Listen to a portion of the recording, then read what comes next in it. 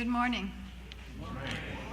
Welcome to the worship service of the First Unitarian Church of Hobart. My name is Barb Lango, and I participate in the life of the church by serving on the Board of Trustees, among a few other things.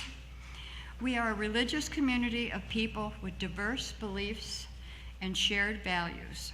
Our diverse beliefs are expressed in our 6 sources, and our shared values are expressed in our 7 principles. Both can be found online at uua.org. Together, we strive to grow spiritually, build community, and live our values in the world. I have a couple of announcements. The first one is, most of you probably know, but at 4 o'clock is Jen's service here at the church, and it will also be streaming on Zoom. Next one is, on the 12th, we have our chili cook-off, and what I want to say about that is in the upcoming, it has been printed out wrong. You don't have to pay $5 to enter. You just sign up in there and you enter, and the $5 is paid for the bowl that everybody else gets, that you could fill up over and over and over again to see who you want to vote for. So, okay, just so I want to make sure I got that straight. Caitlin has something to say.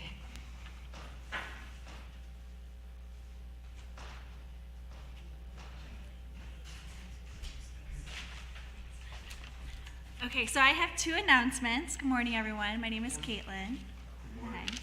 Hi. So one announcement is that the Loose Change offering through March is going to support OWL, which is the Our Whole Lives program. We will be offering this holistic sexuality program for teens early next year.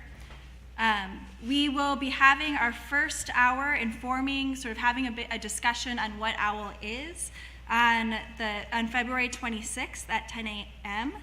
before the service. So all are welcome. We'd love to have folks there to be able to discuss what OWL is. I went through the OWL program when I was a teenager, and we'll talk about that. So hope you all can join. And then again, the Loose Change offering is going towards that program. And then the other announcement that I have is, as many of you know who've been here in previous services the last couple weeks, Cindy has been making an announcement about the Saturday, February 11th, just 2 weeks away. The Interfaith Action Network of Northwest Indiana is taking a bus down to Indianapolis. Some of us raised our hands to say we're going down. That's great. And want to make, since it's 2 weeks ago, 2 weeks to go, one more pitch. All over the state, I've had the pleasure of subbing in for one of the leaders of Interfaith Action Network to attend some of the Zoom meetings that are happening on it. And just meeting and talking with people all across the state who right now are doing the same exact thing I'm doing, of giving speeches, right, talking to folks in their congregations, talking to folks about making sure that they can make it down to Indy. The program itself, you can go to acallforcare.org, but it's really about pushing the state for fully funded mental health programs, right, and a response that is outside of the police system. And so for me, as a Unitarian Universalist, and thinking about ways in which we put our faith into action, this is one clear way to do that. Think about who we are, right? We have our banners outside, Black Lives Matter, and this is one concrete way to live out our values and to do that. So just to say a couple of logistics things, we're going to meet at McBride Hall, which is a steelworkers hall, at 7:45 in the morning. So for those of you who can do that, so we can go down to Indianapolis. I do know that there's a number of people who are carpooling down to Indy, and so if you're feeling a little bit hesitant about the bus, there will be snacks and songs. I've been thinking about which songs we can sing on the bus. If you're hesitant about that, I'm sure we can get you and find you a car to go down. So I hope to see more of you there. Come talk to me after the service. I think that's all. Thank you.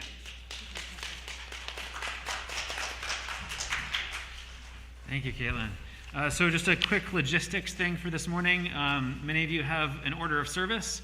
in your hands. At least some of them were not folded correctly. So I want to just let you know how to make sure that it's correct. So there's an inside page and an outside page. Your inside page, when you hold it open like this, it should say extinguishing the chalice on the left down here. If it doesn't say that, you just need to flip your inside page around, and then you'll be all set for the worship service this morning.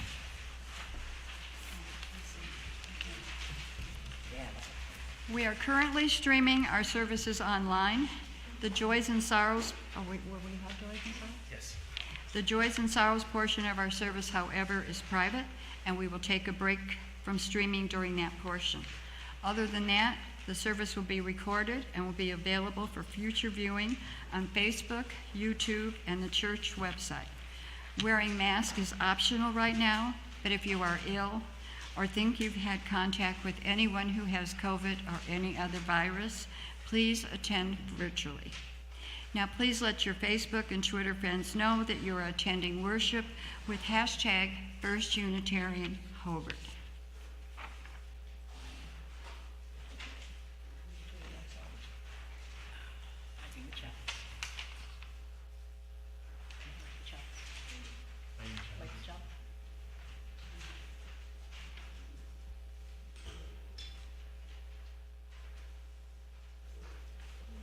Now the lighting of the chalice. We gather this hour as people of faith, with joys and sorrows, and gifts and needs. We light this beacon of hope, sign of our quest for truth and meaning, in celebration of the life we share together. Now please rise as you in body or spirit as you're able, and join in the doxology. Where's the printing?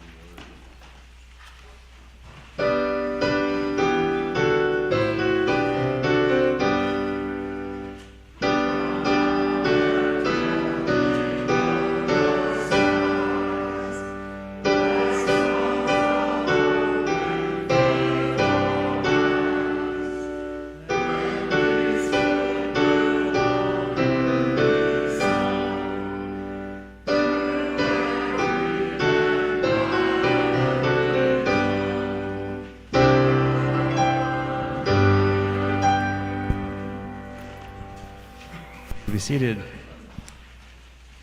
Each week during our worship service, we offer a time for folks to share what they have in their hearts that they've been carrying from the world outside or the world within. So maybe something that's happened in your own life, something that you've seen on the news that is either lifting you up or weighing you down.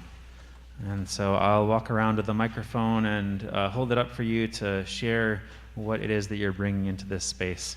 And I just invite you to say your name so that folks know who you are. Who has a joy or sorrow they'd like to share?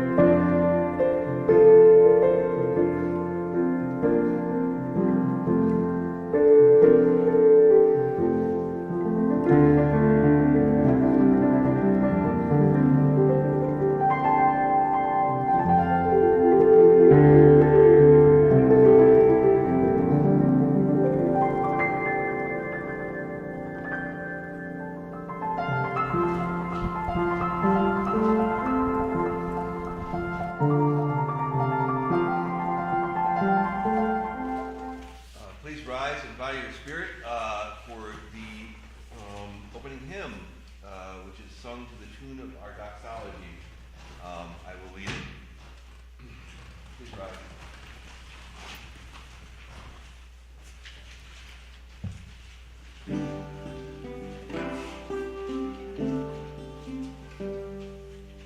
In green inlands begins the song, which deep in human hearts is strong. In cheerful strains our voices raise, to fill the whole spring world with praise. Please be seated. So for those of you, we're doing a Wheel of the Year service. I'll be standing over here for most of the morning, and Patricia will be using that mic over there. For those of us who live in cold or even temperate climates, February is a time of faith. Faith in the power of life, in the cycles of nature. Although the sun reversed its course at the winter solstice, there are still more hours of darkness than light each day. Yet we have faith that the light will wax stronger, because after all, it always has. The deciduous trees are a dreary expanse of brown against the gray sky, their sap asleep in frozen roots. Yet we have faith in the greening to come. The ground is cold, in some places still patched with snow. Yet beneath it, silent seeds are germinating, poised for awakening. We have faith that spring will come, because after all, it always has. Sometimes it is February in our hearts, times of dreary, colorless sameness when we are bored with our lives, or times when the darkness and cold of loneliness or stress or failure seem unending, and we doubt we can endure it much longer. Or times when we are frozen in our losses, when we despair of ever loving again, of ever being truly joyful, or of finding meaning in our lives. Yet we must have faith that the spring will come, because after all, it always has. The wheel of the year turns. Seasons change. Darkness gives way to light, which wanes into darkness.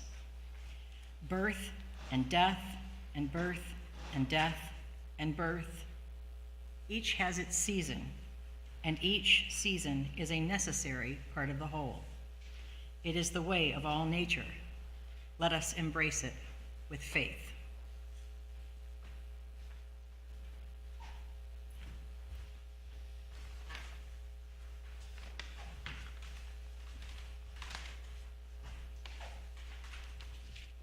A light exists in spring, not present on the year at any other period, when March is scarcely here.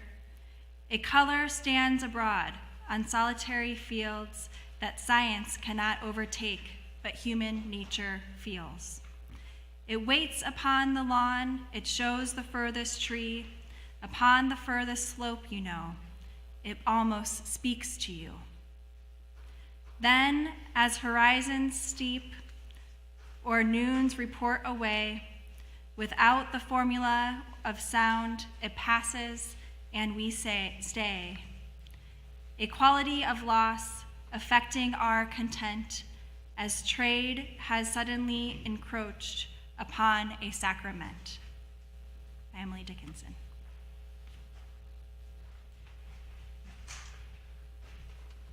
I invite you to rise and bow your spirit for the singing of "This is the Truth That Passes Understanding," number 369.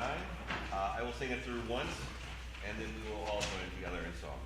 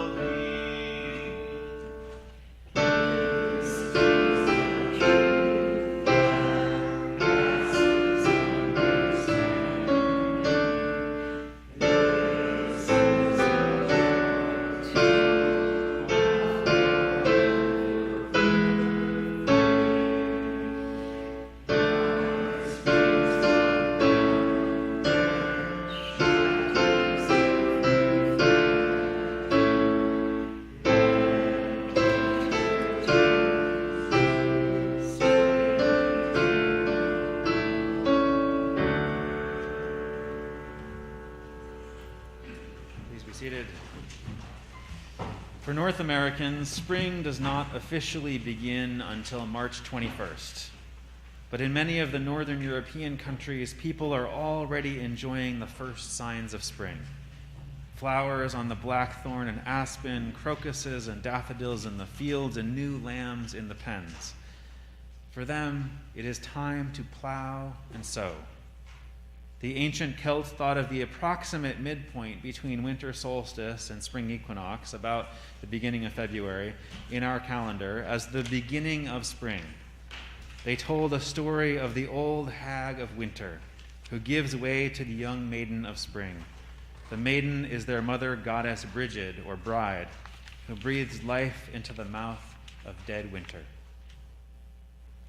In ancient Scotland, and perhaps even now, the beautiful young maiden, bride, spends the winter imprisoned with Ben Nevis, the highest mountain in all the land. Her jailer is Cailleach, the blue hag, who brings darkness and seeming death and destruction over everything. Her gray, bristly hair is like a tail of a wild horse. Her green teeth are sharp enough to sever an oak brook. Her footsteps cover the ground with frost, and her fingers channel the cold winds and storms.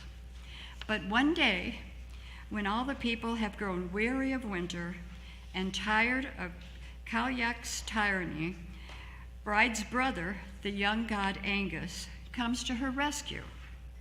Their father, the Dagda, is the god of fertility and agriculture. Seeing her brother approach, the girl prepares for her escape. She jumps onto the white horse and rides quickly off. The wretched hag chases them across the mountains and valleys, all the while causing fierce storms as she goes. But the young ones are stronger and faster, and sustained by the warmth of their affection, finally exhausted and outpaced, the wild old woman of winter moves more and more slowly. Well, I can see that. Until at last she stops altogether and eventually turns to stone. Thus, the young bride, goddess of spring, is free to bless the land with warmth and light, which from this time until summer grows stronger and stronger. And so Bridget returns until the seasons are changed again.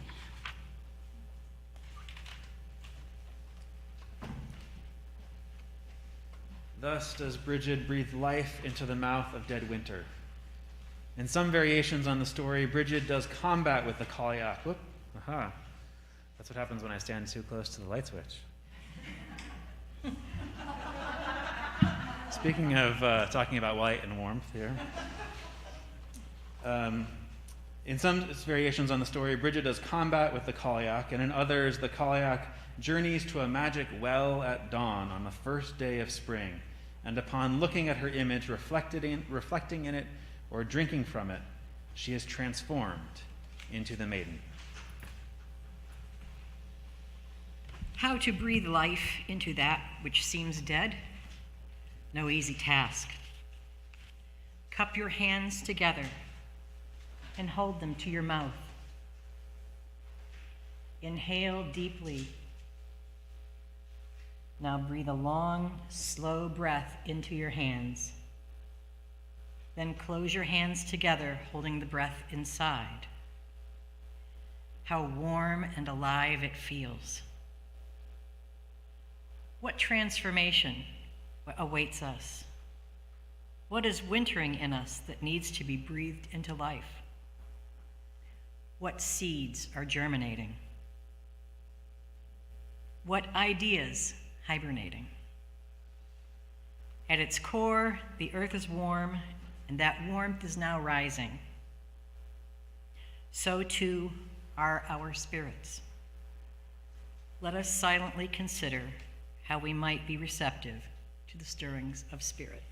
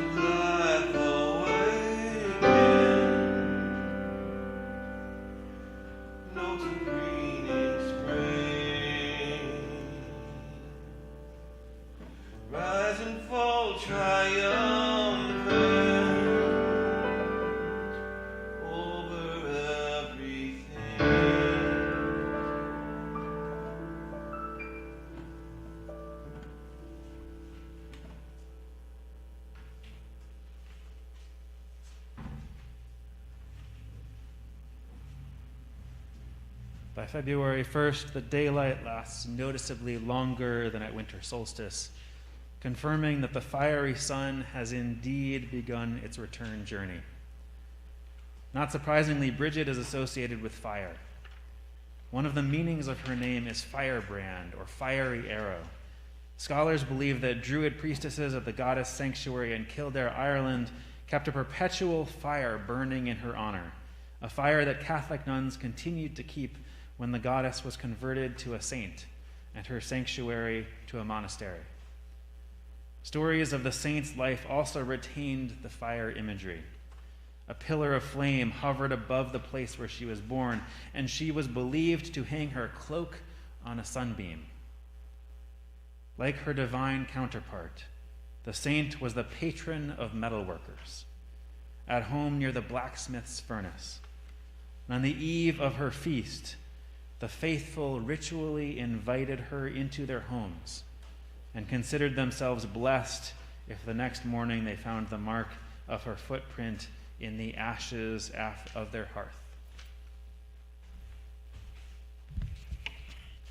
From the 4th century, Christians also commemorated at this time the biblical event of Mary presenting herself in the temple to be purified after the birth of her son Jesus. On this occasion, according to the gospel account, the prophet Simeon hailed the child as a light of revelation. By the 11th century, perhaps in recognition of Simeon's acclamation, the blessing of candles became associated with the feast, which came to be known as Candlemas, a feast that had strong appeal in the colder, darker northern countries where it was primarily a celebration of returning light. In the border districts of Scotland, people lit fires on the hills. In some places in Scotland and Ireland, bonfires were used to burn an effigy of the Cailleach, symbolizing the death of winter. And at the same time, halfway around the world, the Chinese celebrate their New Year, or Spring Festival, when the earth awakens. Their rituals and customs include a lantern festival and a fireworks display to send out the old year and welcome the new. For some of our ancestors, the fires on their hilltops and the flames of their candles beckoned the sun, drew it closer. We may no longer share this belief, but we can still appreciate fire as a symbol, not just of the physical light and warmth we hope for with the return of the sun, but also of spiritual enlightenment and the warmth of kindness and generosity. We invite you to come forward and light a candle in the spirit of appreciation for the light and warmth of the sun, and in hope of a more enlightened mind and warmer heart.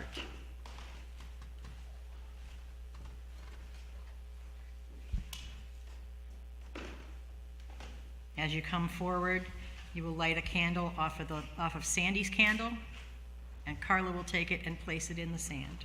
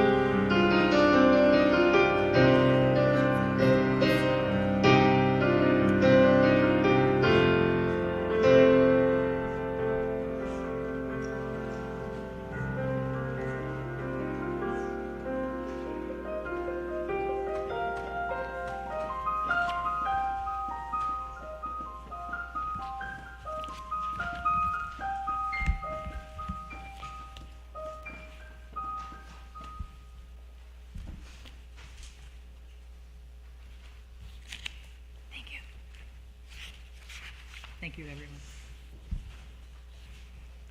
With minds and hearts open to the fire of inspiration, there are no limits to the imagination, as evidenced by this poem by William Butler Yeats, The Song of the Wandering Angus.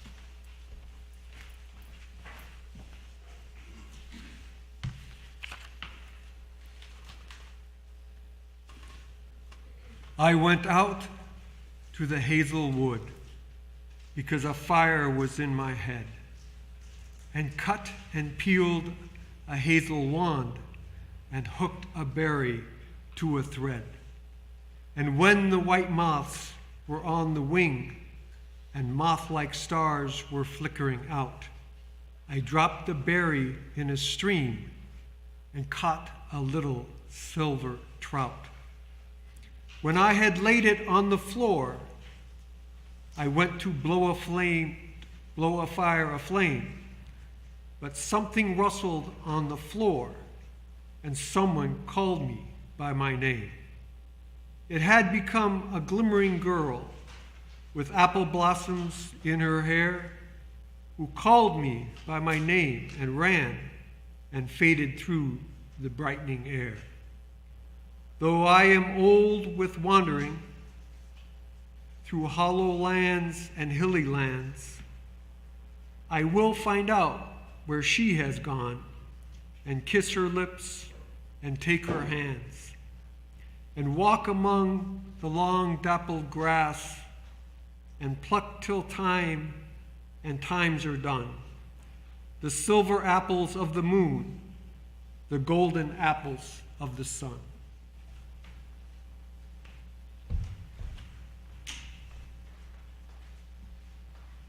Bridget, oh, there I go again.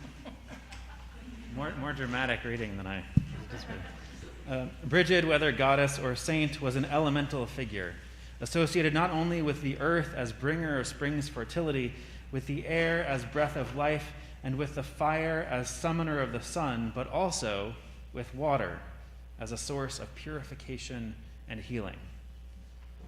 In Roman times, Bridget was invoked as the nymph goddess, and there are rivers in all the British Isles named for her. Further, the water from her sacred wells was thought to have healing powers. And some of the saints' legendary miracles were related to water, including her famed ability to change water into beer. Even today, the faithful make pilgrimages to her sacred wells and streams where they ritually cleanse their hands and hearts. Scholars remind us that ritual cleansing often precedes significant cultural and religious events, especially those that mark seasonal changes. The ancient Romans, for example, engaged in February purification rites to cleanse the land and its people before the planting in March, when they observed their new year. The Japanese celebrate the end of winter at the beginning of February with a celebration of Setsubun. In a late 20th century ritual at an Umotu sanctuary, participants prayed for purification and wrote their names on pieces of rice paper, which they put into jars that were ritually carried by priests to the river, where they were blessed by the cleansing waters. Cleansing is at the center of the Indian festival of Mahashivratri.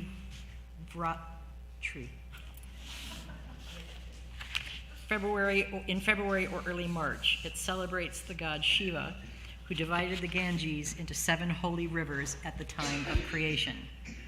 Worshippers bathe in the Ganges at dawn, then carry its sacred water to the temple, where they bathe the Shiva Linga, a large phallic column that symbolizes the god as creative force. On February 2nd, the people of the African diaspora in Bahia, Brazil, honor Yemaya, Mother of Waters, giver of all life. At daybreak, drummers, dancers, and chanters invoke her as long lines of worshipers form, bearing flowers and other gifts that are carried out to the sea by fishermen, and there offered to the goddess.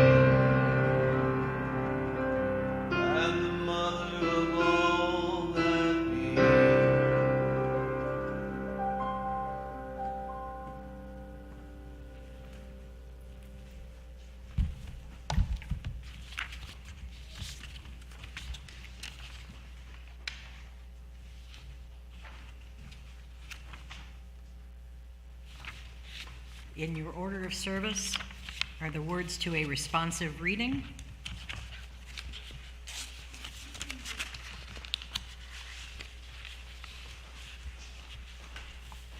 And I will start with the first line, and we will go back and forth.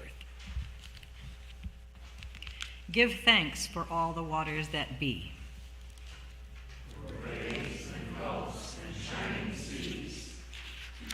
For rivers that flow like meandering snakes. For wells in the desert and great mountain lakes. For vastness of oceans unparagoned. For each fishing hole and tiny frog pond. For Atlantic, Pacific, and the blue Aegean. For the Baltic, the Bering, and the Caribbean. For the Nile and the Niger and Amazon. For the Mississippi, Missouri, and Yukon. For the Rhine and the Rhone and the Rio Grande. For the Tigris, Euphrates, and sacred Ganges. For the Thames, the Seine, the Shannon, the Po. For the Darling, the Uruguay, and the mighty Congo. May these living waters and all the rest, with our careful tending, be ever blessed. The best way to prepare for the coming of spring is to commit ourselves to the care of the earth's waters, without which there could be no spring, no life, no world as we know it. For as the poet Gerard Manley Hopkins exclaims, what would the world be once bereft of wet and of wildness? Let them be left, oh, let them be left, wildness and wet. Long live the weeds and the wilderness yet. But rites of purification do more than prepare the earth for seasonal transitions. They also prepare our human hearts for the many changes they undergo. The Hebrew psalmist prays, "A clean heart create for me, O God, and a steadfast spirit renew within me." The Christian Jesus promises, "Blessed are the clean of heart, for they shall see God." How shall we clean our hearts to prepare for the experience of the transcendent? How shall we purify our spirits that we might discern the direction of our growth? The cleansing of the earth and the cleansing of our hearts are connected. It is in attempting the one that we accomplish the other. With faith in this possibility, we invite you to join us in a purification ritual. Servers stand ready with pitchers and basins at their stations. When you come forward, place your hands palm up over the basin. The server will pour a few drops of water on your fingertips and speak the first line of the invocation by Buddhist monk and peace activist Thich Nhat Hanh. Carla will say, "Water flows over these hands," and you will respond with, "May I use them skillfully to preserve our precious planet." And so as folks make their way up, the invitation to those of you who are not at the station is to just listen to the recitation of the words.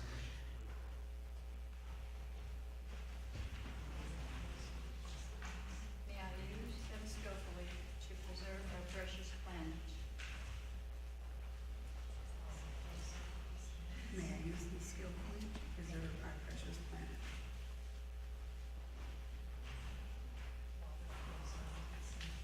May I use them skillfully to preserve our precious planet.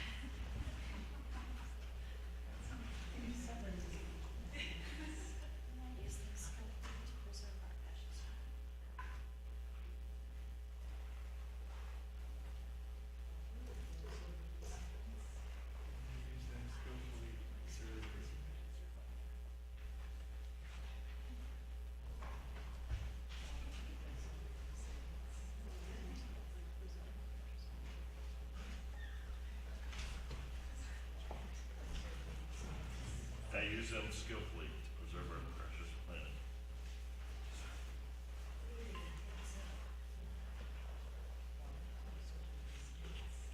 May I use them skillfully to preserve His precious blood. May I use them skillfully to preserve our precious blood. May I use them skillfully to preserve our precious blood.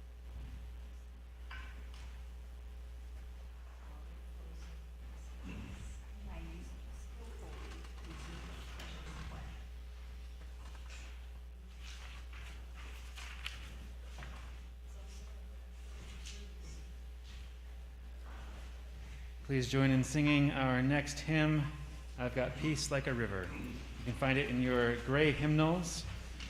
It is number 100.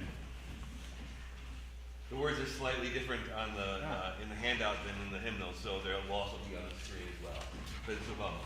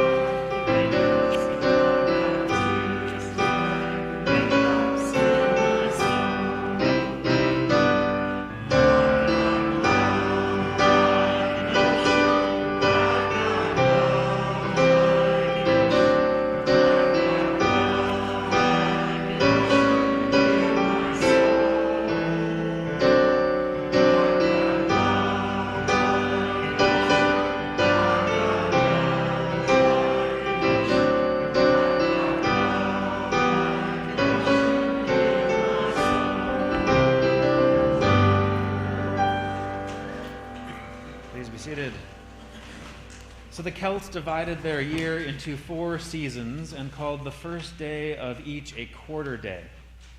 The name they gave to the February 1st quarter day was Imbolc, an appropriate one since the name means ewe's milk, and this was the time when ewes began to lactate and lambs were born. It was, in fact, a festival that celebrated all mother's milk and motherhood itself. The Celtic goddess Brigid was called on by women in labor and invoked to cure barrenness. One of her symbols was the sacred cow, whose milk was thought to be the most nourishing and healing of foods. Biographers of Saint Brigid, called Bride, claimed she was nursed on the milk of a sacred otherworld cow that had her miracles, including curing a frigid woman. But her most famous miracles involved the multiplication of food. Her cows gave milk 3 times a day. Whatever stores she gave to feed the poor were magically replenished. Her butter churn was never empty. She was so associated with milk that the churn dash, the plunger used to agitate the milk, came to be her symbol at Imbolc. Alexander Carmichael, in the 19th century, visited the Scottish Highlands and collected oral reports of folk customs practiced there. Here is an excerpt from a prayer to Brigid he recorded.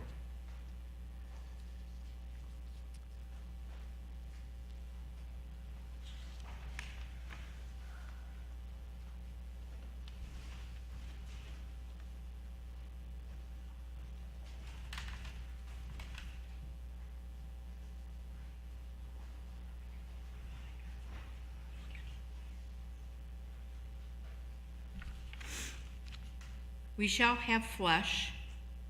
We should have that. We should have that.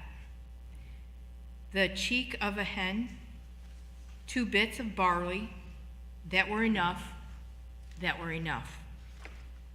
We shall have mead. We shall have spruce. We shall have wine. We shall have feast. We shall have sweetness and milk produce, honey and milk. Wholesome ambrosia, abundance of that, abundance of that. We shall have harp. We shall have harp. We shall have lute, and we shall have horn. We shall have sweet psaltery of the melodious strings and regal lyre. Of the songs we shall have, of the songs we shall have. The calm fair bride will be with us, and the spirit of peace and of grace will be with us. Of grace will be with us.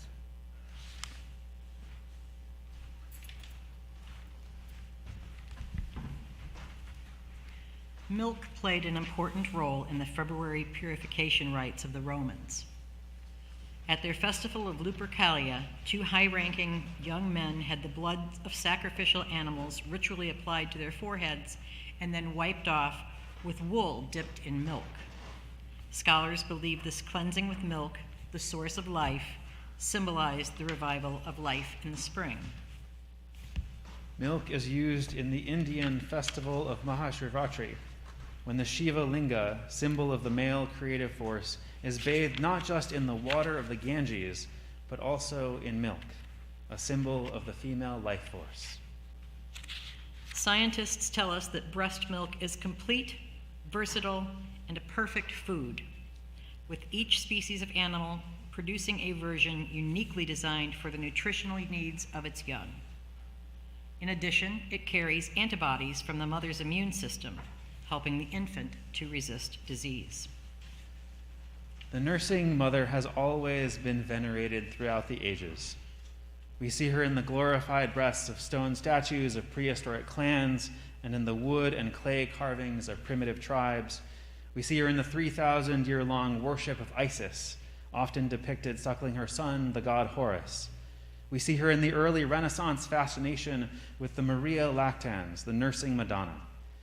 If we sense the sacredness of this image, perhaps it is because we appreciate the reality it conveys with such simple and awesome power.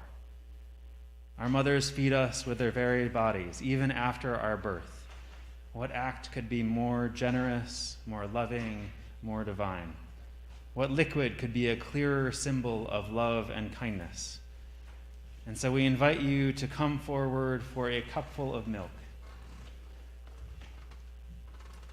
Once you have your milk, please return to your seat before drinking it, so we can do it together once you've returned to your seat.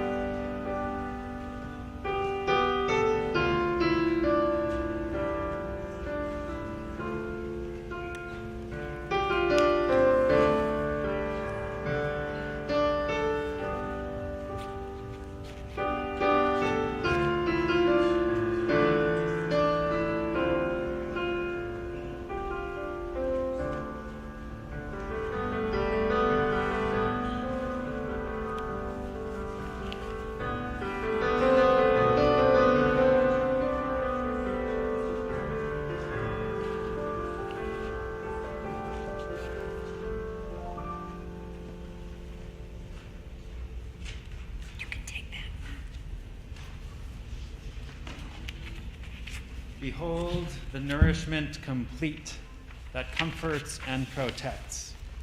And then there's some lines for you.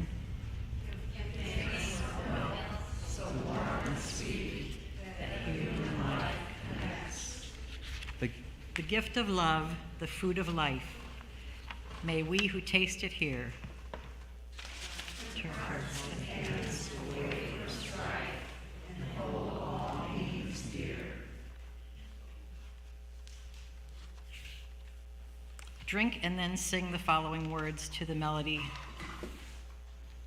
Hymn number 126, Come Thou Fount of Every Blessing.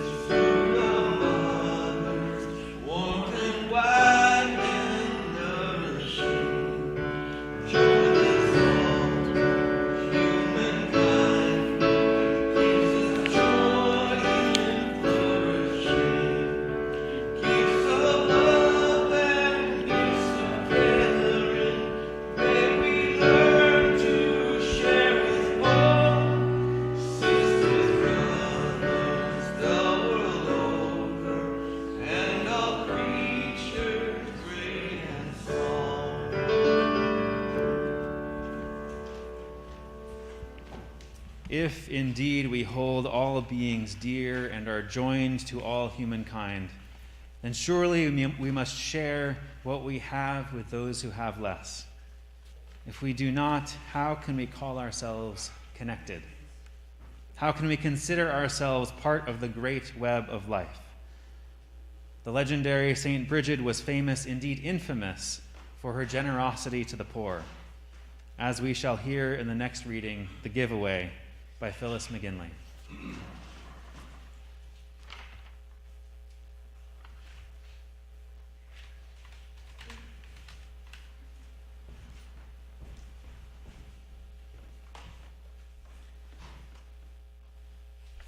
Saint Bridget was a problem child, although alas, demure and mild, and one who strove to please her dad.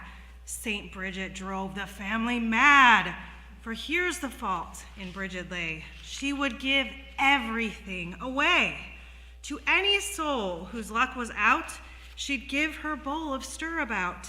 She'd give her shawl, divide her purse with one or all. And what was worse, when she ran out of things to give, she'd borrow from a relative. Her father's gold, her grandsire's dinner, she'd hand to cold and hungry sinner. Give wine, give meat, no matter whose. Take from her feet the very shoes, and when her shoes had gone to others, fetch forth her sisters and her mothers. She could not quit, she had to share, gave bit by bit the silverware, the barnyard geese, the parlor rug, her little niece's christening mug, even her bed to those who want, and then the mattress of her aunt. An easy touch for poor and lowly, she gave away so much and grew so holy that when she died of years and fame, the countryside put on her name. And still the Isles of Arran fidget with generous girls named Bride or Bridget. Well, one must love her. Nonetheless, in thinking of her givingness, there's no denial she must have been a sort of trial unto her kin. The mortal too seems rather quaint. Who had the patience of a saint? From evidence presented here, Saint Bridget or her near and dear.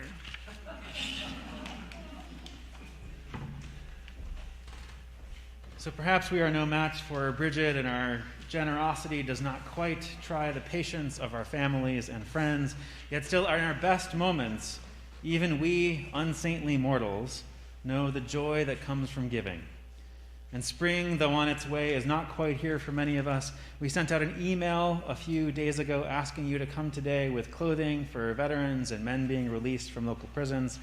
And since our worship service this morning is on the theme of renewal, we invited you to help renew the lives of others in a concrete way. The donations of winter coats for veterans, which will pass on to the VA, and donations of men's pants, coats, and sneakers for men being released from Indiana State Prison and Westville Correctional Facility. As we collect our offering this morning, our regular offering to sustain the life of this congregation, as well as our Loose Change for Social Change offering to fund our whole lives curriculum in the community, we invite you to also come forward and deposit your gifts of clothing. I'll take those and bring those up here from you, and may our offering be received for the continuance of good works in the world.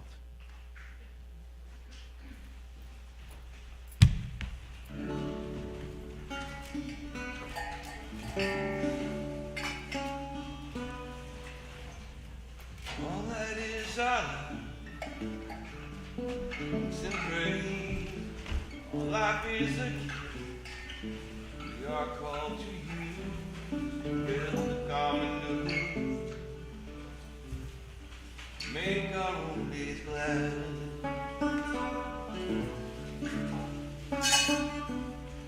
Each other services we give, working its rewards for our present love.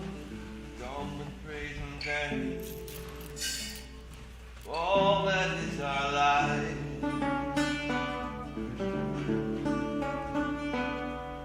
Sorrow we must bear, failure, pain, and loss. Each thing we learn, all hours that pass, come with praise and thanks for all that is our life. For all that is our life, sing our thanks and praise. For all life is a gift we are called to use, build a common good. Make our own days glad.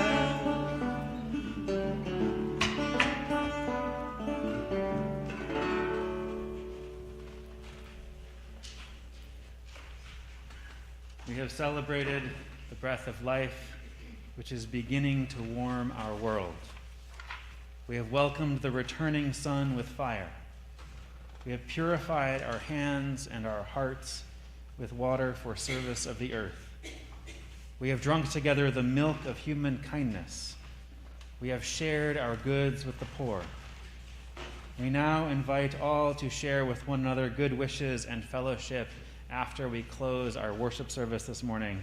And may the sun that warms the earth often soften our hearts, and the returning light brighten our spirits.